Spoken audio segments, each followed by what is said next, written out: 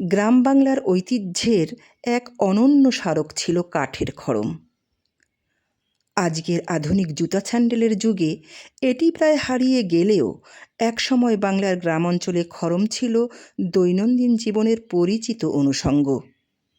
বিশেষ করে ১৯ শতক থেকে বিংশ শতাব্দীর মাঝামাঝি সময় পর্যন্ত, অর্থাৎ প্রায় ১৯৪০ থেকে ১৯৭০-এর দশকে গ্রামের প্রবীণ মানুষদের পায়ে কাঠের খড়ম দেখা যেত।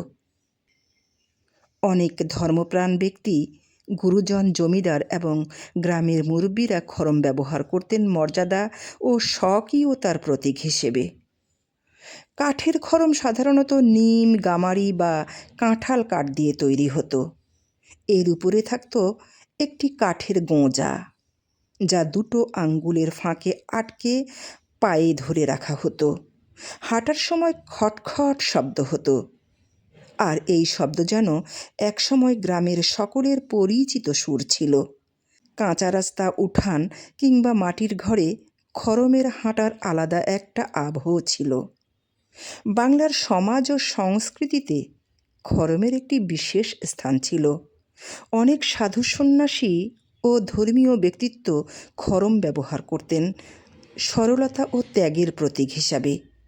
আবার গৃহস্থ বাড়ির বয়োজ্যেষ্ঠদের খড়ম দেখলে ছোটরা সম্মান করত। অনেক সময় বাড়ির বারান্দায় রাখা খড়ম দেখেই বোঝা যেত ঘরে গুরুজনের উপস্থিতি আছে। শুধু ব্যবহারের দিক থেকেই নয়, খড়ম ছিল এক ধরনের লোকশিল্প। গ্রামের কারিগরেরা এই খড়মে বিভিন্ন রকম নকশাও তৈরি করতেন।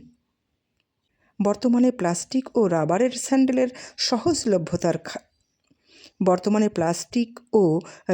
স্যান্ডেলের সহজলভ্যতার কারণে খড়ম বিলুপ্ত।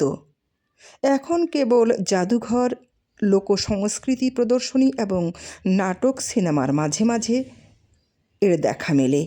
তবু কাঠের খড়ম বাঙালির অতীত ঐতিহ্যের এক জীবন্ত স্মৃতি হয়ে আছে। এটি শুধু একটি পাদুকা নয়, বরং গ্রাম বাংলার সরল জীবন, সংস্কৃতি ও শেকড়ের প্রতীক।